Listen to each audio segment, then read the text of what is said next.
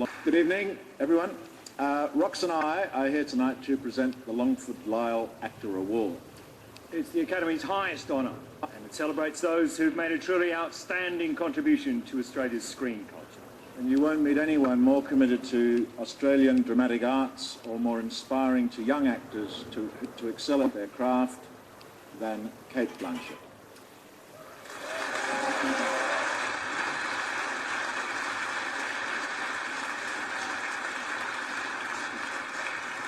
I've known Cate since she was fresh out of drama school. I worked with her first on stage when she was a Ophelia, when I played Hamlet. And I remember her unfailingly truthful, utterly exposed, brimming with tears and covered with snot.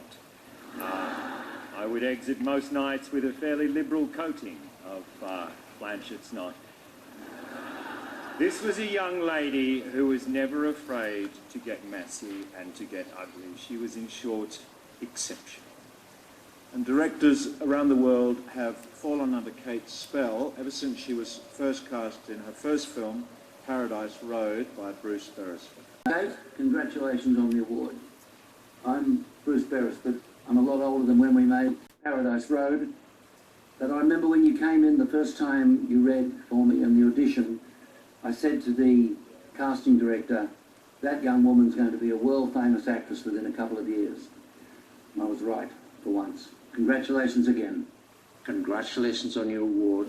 I've managed to work with you only once. It was a terrific experience, and it was such great fun. Hopefully we'll find something else for us to do together soon. As they say here, good on you, mate. You know, I've had a lifetime in this business, and I've witnessed some brilliant artists plying their trade, from Henry Fonda and Betty Davis and John Wayne, to the director Vincent Minnelli and George Lucas, to Russell Crowe and Tom Hanks, and to you, Cate. You are brilliant, and you do honor to your craft. Enjoy the event, and I hope to see you soon. God bless. Whatever it is they put in the water out there, where so many extraordinary actors have found their roots, you are a beacon, a galaxy, and a mensch. Congratulations.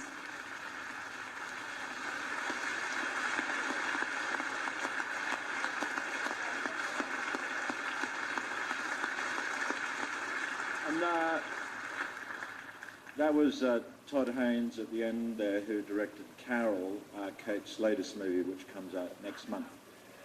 As we just saw, Cate has left a lasting impression on some of the world's best directors, including Gillian Armstrong.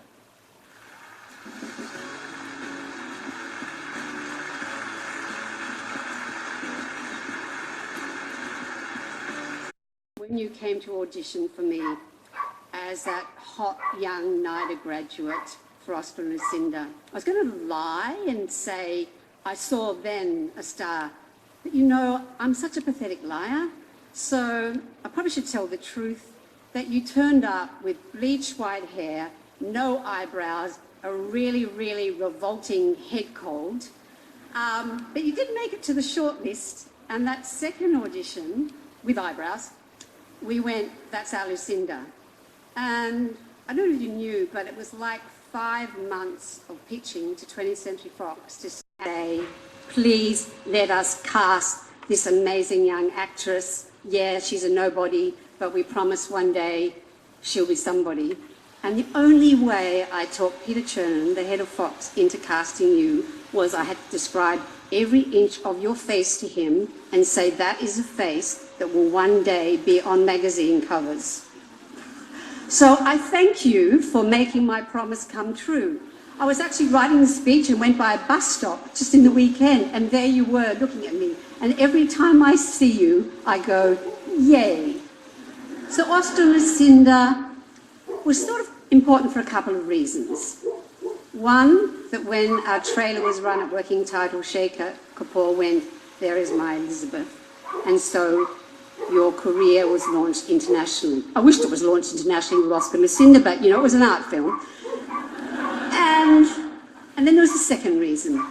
We had like a hiatus in the middle of the shoot because we had to drown Oscar. So we let you go off for a week, and you went and visited somebody else's set, and you played around with some of the crew.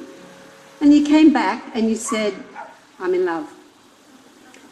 So, you know, you've always made good choices. And I sort of feel somehow like I'm your director, but I feel like your second mother, because I'm so proud of you. So you deserve this, kid. I love you.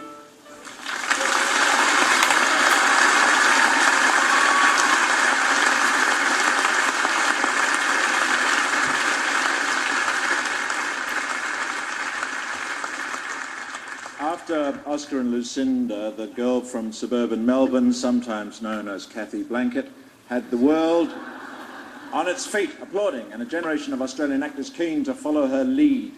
If anything demonstrated that hard work and determination got you places, then Kate's performance as Katharine Hepburn in The Aviator was it. We're too alike, you and I. You met someone? Someone more appropriate to me. I mean, What does that mean? More appropriate? someone more attuned to my needs. Look at me, Katie. Stop acting. Oh, I'm not acting. It's been over 10 years since we worked together on The Aviator, and I think of it every day. I remember when I read the script and I thought, how are we going to do this? I mean, how can we play Katharine Hepburn? And then I was at the Golden Globes. I think I was there for Gangs in New York, and you came out to present something. And you sort of walked across the stage in this, I think, an Armani dress, and my wife leaned over Helen and just said, "There's your Katharine." I said, "You're right. Congratulations, Kate, to you, and my love to you and your family, and have a wonderful night."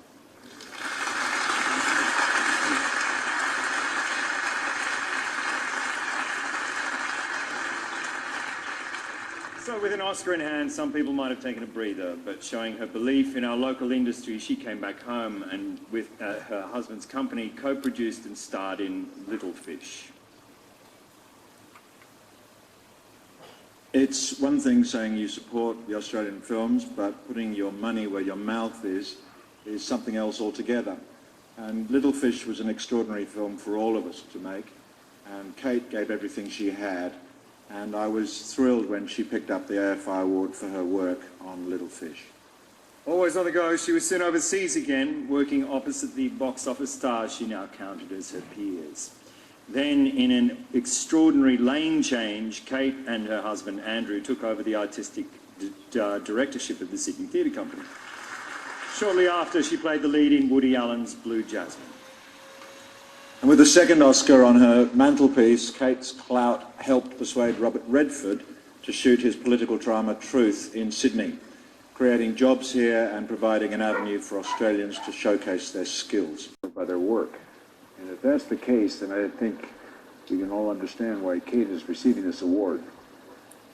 Her work is extraordinary, and she makes it look easy, which is not an easy thing to do for actors, but she does. Her intelligence, her acute intelligence, and her wisdom all work together in a seamless way.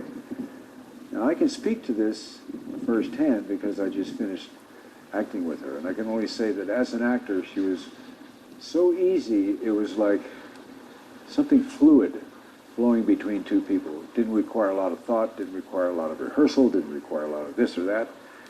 It just kind of happened. And that's to her credit, because she is so talented. She's so multifaceted. It really pisses me off. Congratulations.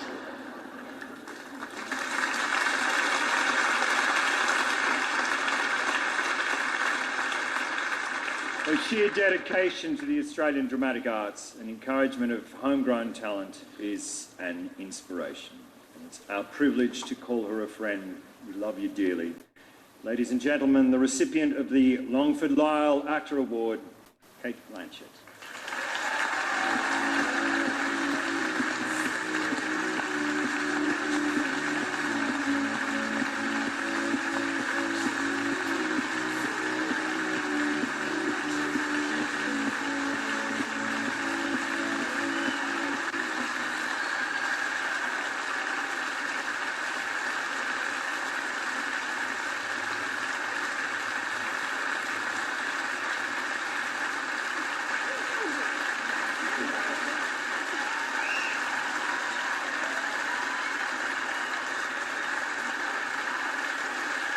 Thank you.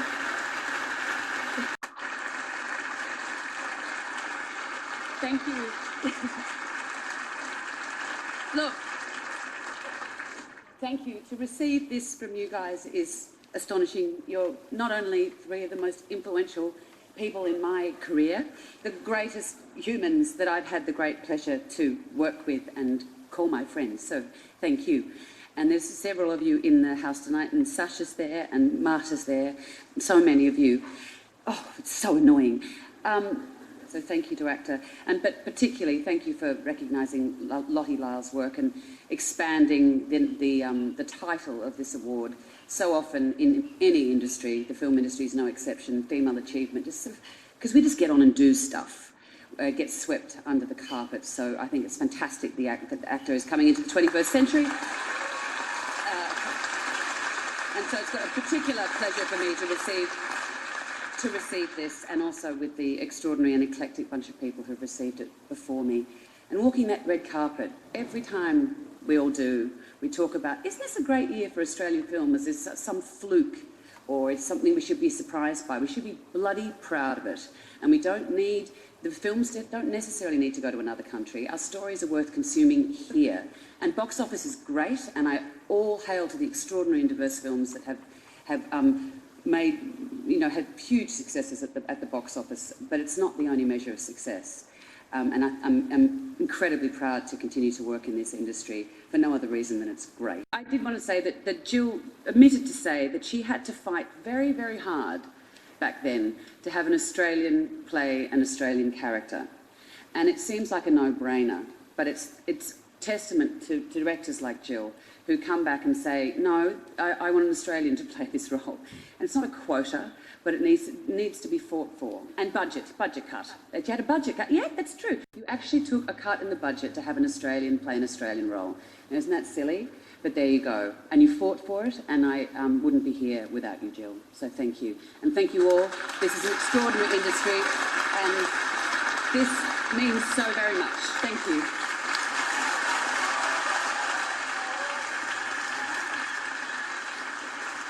Piper Heidsieck would like to congratulate Cate Blanchett, winner of the AACTA Longford Lyell Award.